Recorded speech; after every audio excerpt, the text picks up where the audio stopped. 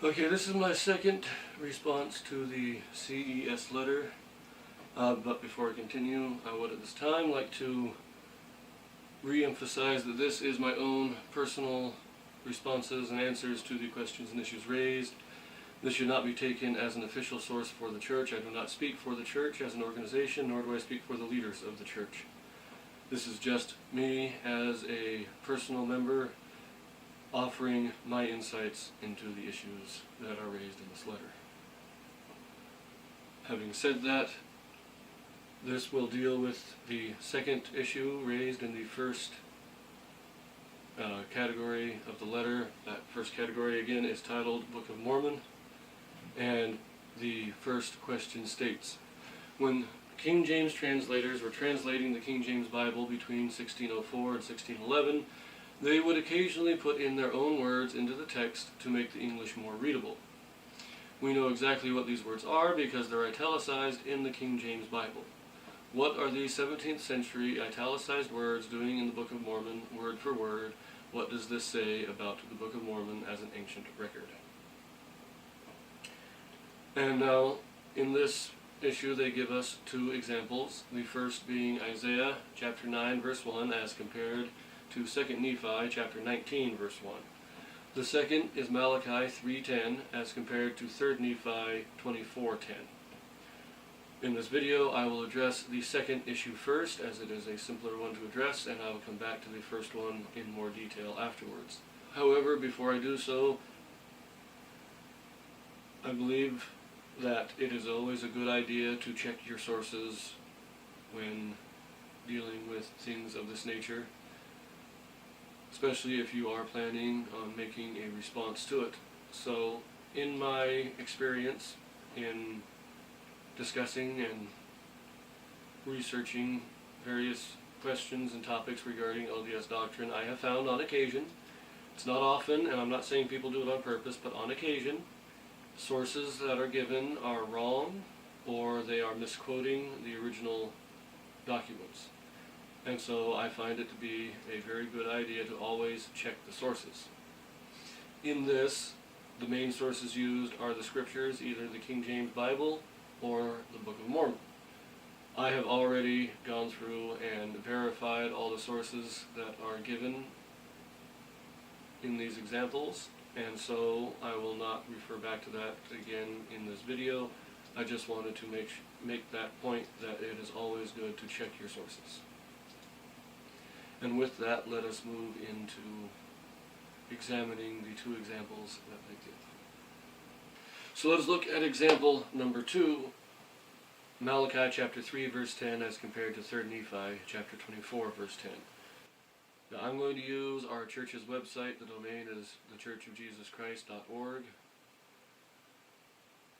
And I use this simply for convenience. Our church still publishes the King James Bible, and it is found on the website as well as the Book of Mormon. And since these are our primary resources, they're just convenient to find here. So, let us read this verse in Malachi. Malachi chapter 3 verse 10. Bring ye all the tithes into the storehouse, that there may be meat in mine house, and prove me now herewith, saith the Lord of hosts, if I will not open you the windows of heaven, and pour you out a blessing, that there shall not be room enough to receive it. Now, as I said, this is the King James Version, reproduced on our church's website, and if you look here, you can see 7 words in italics, down at the last line. There shall be room and to receive it are all given in italics. Those are the words added by the King James translators to make the English more understandable. So let us compare this verse to 3 Nephi chapter 24 verse 10. Bring ye all the tithes into the storehouse, that there may be meat in my house. And prove me now herewith, saith the Lord of hosts, if I will not open you the windows of heaven, and pour you out a blessing, that there shall not be room enough to receive it. And if we look here again, those same 7 words do appear in this verse. There shall be room and to receive it.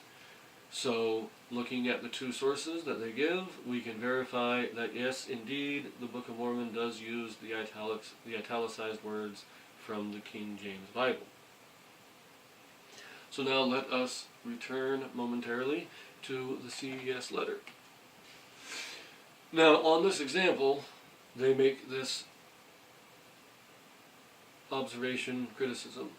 And it says here, in the above example, the King James translators added 7 italicized words to their English translation, which are not found in the source Hebrew manuscripts.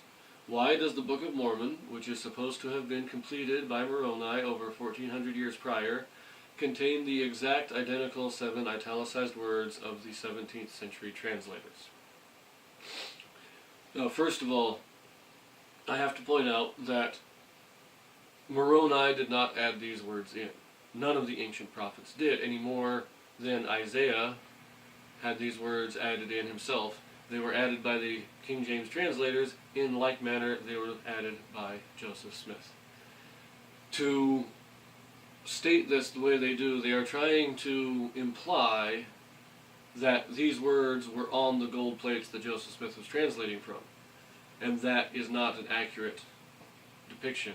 What was written on the gold plates, we are told in the Book of Mormon, is, or was, a language that is not known to modern scholars, and it is called in the Book of Mormon Reformed Egyptian.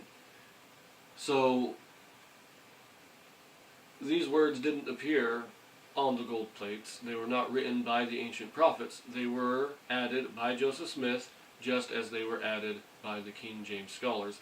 So the question here should not be asking why Moroni or anybody else would have added these. The question is, why did Joseph Smith choose to render the translation in the same way that the King James scholars did? So in answer to the question of why Joseph Smith rendered his translation in the same wording as the King James scholars, the answer to this is very simple.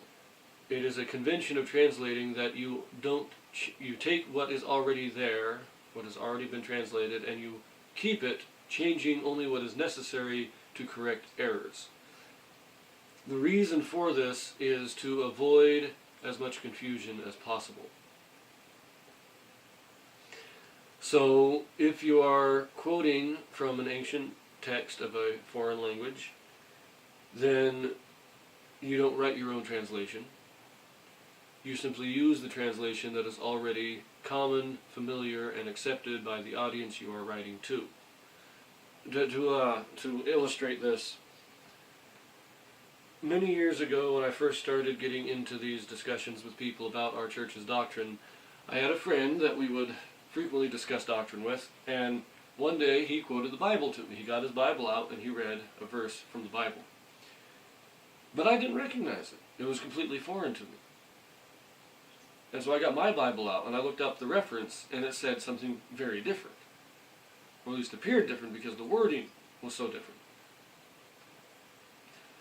And after a little while of, trying to work out this confusion, we figured it out that he was using what is called the NIV, or New International Version, which is a more recent translation of the Bible, while I was still using the King James Bible.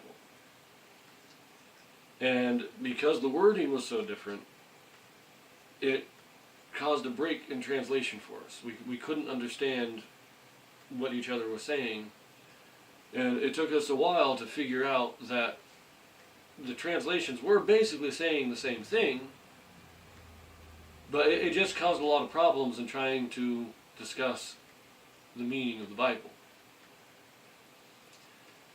And for that reason, Joseph Smith would have followed the same convention in translating the gold plates into what we have as the Book of Mormon. God would know this convention of translating. He would know that there's generally a fairly high potential of creating confusion when you are just producing an entirely new translation. So he would have directed Joseph Smith to render his translation as nearly as possible to what was already known and familiar to his audience, and that was the King James Bible. So these italicized words were used to keep the text as familiar as possible. Now, this convention is also followed by the King James scholars. And they did this themselves when they were translating. And if you look back, they had 15 rules of translation that they had to follow. These were rules given to them by King James, because King James wanted a good translation. The first rule that they followed states that the ordinary Bible read in the church, commonly called the Bishop's Bible, to be followed and as little altered as the original will permit. In other words, the very first rule they had to follow was don't change anything unless you absolutely have to, unless you need to correct an error in translation. Other rules are very similar to this, such as Rule 2, which says don't change any names. Rule 3 says keep ecclesiastical words, such as church, the same, because these words were familiar to the audience. Now, this first rule does mention only the Bishop's Bible, but if you go down and look at Rule 14, it states that these translations to be used when they agree better with the text than the Bishop's Bible, and they list Tyndale's, Coverdale's, Matthew Rogers, Whitchurch's, the Geneva Bible. So he had a list of previous translations and saying if you can get the correct translation from any of these editions, any of these translations, use it, because these things are already known and familiar. Only render your own translation if none of these have given a correct translation of the original material. So Joseph Smith, in translating the gold plates into the Book of Mormon, follows this same convention. When you're quoting the Bible, you use the Bible that is known. Now, the Book of Mormon does make significant changes to the King James text. It does quote some, but it changes others. Some of them very significantly, such as in 2 Nephi chapter 27, when we get extensive quotes from Isaiah chapter 29. But these quotes are added to significantly. There are large passages that don't appear in Isaiah, but do appear in 2 Nephi. So he changed what was needed to be changed, but left everything that was already had, that was correct, the same. He followed this convention of translation. Now we know his translation is correct because he is a prophet, and he was translating by the Spirit of God. Through the inspiration of the Holy Ghost, he was given the correct translation, and it just so happens that many passages of the King James Bible were correctly translated and didn't need to be changed.